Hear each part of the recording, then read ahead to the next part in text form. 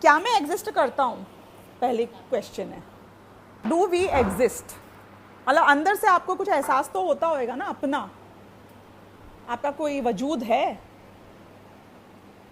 सच्ची में है? लगता है अंदर से जिस भी रूप में, that is fine, that's not the question here, but you know you do exist. दुनिया की बाकी की चीजें एग्जिस्ट करती हैं कि नहीं, मैं पूछ रही हूँ।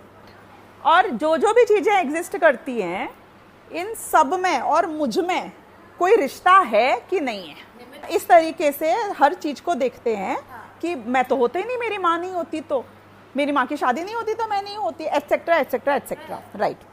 अब जो जैन दर्शन में केवल ज्ञानी की वाणी हमारा सर्वप्रथम आधार है, और वो कौन है केवल ज्ञानी? जिनने सब कुछ प्रत्यक्ष देखा है, अनक्वेश्चनेबल नॉलेज है एंड एग्जॉस्टिव टोटल नॉलेज है, और वो भी प्रत्यक्ष है, डायरेक्ट, किसी के कहे सुन के पढ़ के नहीं बता रहे हैं वो। तो उन्होंने हमको ये बात बताई जो दुनिया का कोई साइंटिस्ट कितनी मेहनत कर ले, एक्सपेरिमेंट कर ले, वो नहीं मालूम कर सकता है। उनने ये बताया कि सारी दुनिया में एक्चुअल एग्जिस्टेंस 6 जाति के द्रव्यों की है। 6 type of independent individual unique entities actually exist.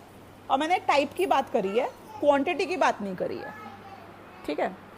तो वो जो 6 द्रव्य हैं वो इसलिए समझना जरूरी है क्योंकि 7 भी नहीं है, 5 भी नहीं है, which means not even, you know, there is no variation in this. अब हम अगर इन 6 द्रव्यों की बात कर रहे हैं तो उसमें मैं कौन हूं, वहां से शुरू करें सबसे पहले।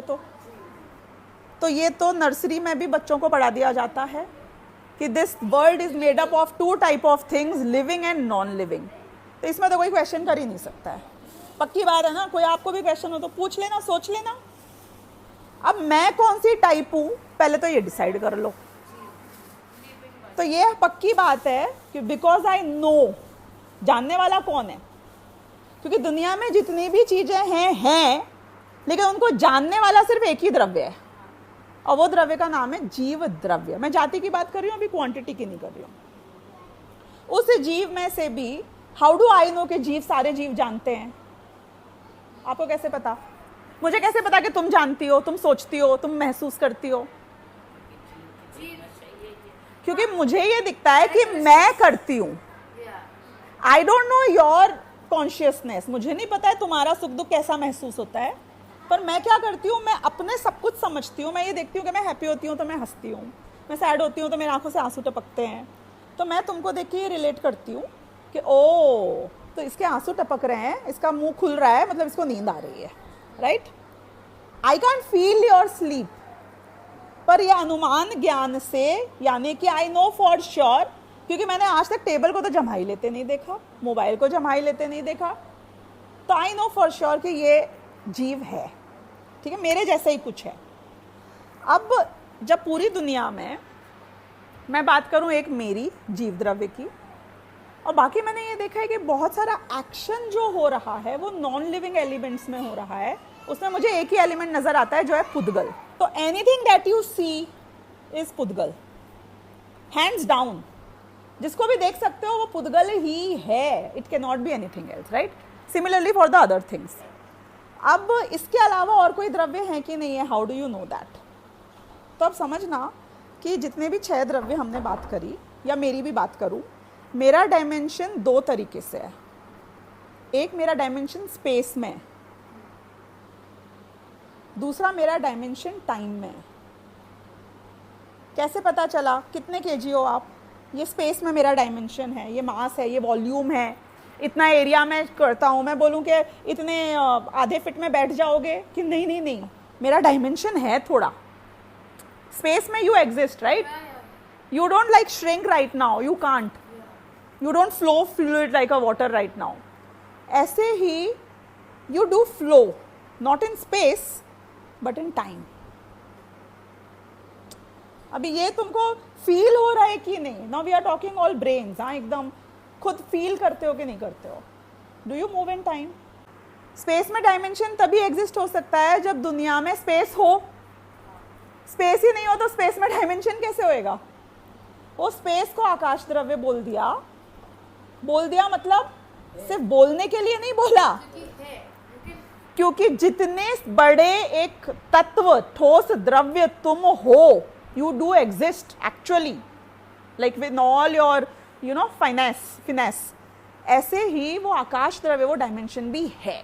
मछली यदि चल रही है पानी में तो पानी है कि नहीं है? है। आकाश में पंछी उड़ रहा है तो आकाश है कि नहीं है? पंछी कैसे उड़ेगा वरना? तो स्पेस है। I exist in space. अगर सिर्फ सब लोग स्पेस में ही एग्जिस्ट करते और टाइम में कोई एग्जिस्ट नहीं करता तो पूरी वर्ल्ड एक फोटो की तरह, एक स्टैचू की तरह, तो I am 100% sure, because I can feel it, कि येस्टरडे मैं था पर आज येस्टरडे नहीं है। तो ये थर्ड डायमेंशन है जहां मैं फ्लो करता हूं, और वो जो थर्ड डायमेंशन है वो है टाइम। धर्म द्रव्य जो है वो आपको मूवमेंट प्रदान करता है। तो जीव और पुद्गल दो ही द्रव्य हैं जो मूव कर सकते हैं। और वो क्यों मूव कर सकते हैं? क्योंकि धर्म द्रव्य ने वो फ्लूइडिटी, वो मूवेबिलिटी, वो समझ गए ना, जो कुछ भी है, जैसे पानी में है, जो हवा में है, जो यहाँ मैं इस दीवार से तो नहीं जा सकता हूँ क्योंकि वो रुकी हुई है, लेकिन हवा ऐसी रुकी हुई नहीं है, it allows me to move. तो धर्म द्रव अलाउज यू टू मूव, पर जरूरी नहीं है कि जैसे पंछी को हमेशा ही उड़ना पड़े क्योंकि it is allowed to move. वो रुक भी सकता है, क्योंकि अगर कोई तुम्हें जबरदस्ती धक्के मार के मूव करा रहा है तो तुम कभी रुक ही नहीं पाओगे। तो धर्म द्रव्य जबरदस्ती नहीं कर रहा है, it's allowing you to move, adharma is allowing you to stop. तो ये तो खाली आपका इकोसिस्टम बनाने के लिए, but they do exist very much like a jiva, very much like a pudgal, very much like a akash, very much like a kal. धर्म द्रव्य एक्चुअली में अपने द्रव्य गुण पर्याय के साथ एग्जिस्ट करता है, अधर्म द्रव्य भी एग्जिस्ट करता है। लेकिन पुद्गल और धर्म द्रव्य दोनों अजीब तो हैं, पर they are not the same, they are independent जातीज। अब मैं ये क्यों जान रहा हूँ, ये how is it helping me? इतनी बड़ी दुनिया को क्यों तुम हमें बता रहे हो? Why do you want to know all this? क्योंकि मुझे ये समझना है पहली बात तो, कि क्या मैं हमेशा ऐसे परिणमित होता रहूँगा? क्या मैं हमेशा बदलता रहूँगा कि कोई बिगनिंग है, कोई एंड है? मतलब ये सारे द्रव्य कर क्या रहे हैं एग्जैक्टली? टाइम पास कर रहे हैं, घूम रहे हैं, मस्ती कर रहे हैं, मतलब व्हाट? सबका औचित्य क्या है? तो धर्म अधर्म आकाश काल की लाइफ में कोई प्रॉब्लम ही नहीं है। क्यों नहीं प्रॉब्लम है? क्योंकि उनके सिर्फ स्वभाव पर्याय ही होती है, यानी कि उनके लाइफ में सच्ची में कोई प्रॉब्लम नहीं है। एक जीव और एक पुद्गल की लाइफ में प्रॉब्लम्स हैं, क्योंकि प्रॉब्लम मैं बोलूंगी विभाव पर्याय। आप परिणमित तो हो रहे हो, बट आप उस रूप में परिणमित हो रहे हो जो आप एक्चुअली में नहीं हो, आपका स्वभाव नहीं है। So it's a problem. Problem is what? An exception, right? Not what is the normal course of things. तो जीव में और पुद्गल में प्रॉब्लम्स होती हैं, यानी विभाव पर्याय होती है। तो अब ये जो दो एक्शन प्रोन द्रव्य हैं, जिनमें खुद की शक्ति है इसलिए एक्शन है, क्रियावती शक्ति, एक डिफरेंट टाइप ऑफ शक्ति, जो एक स्पेस से दूसरे स्पेस पर भी जाते हैं। बाकी के चार द्रव्य स्पेस में मूव नहीं करते हैं।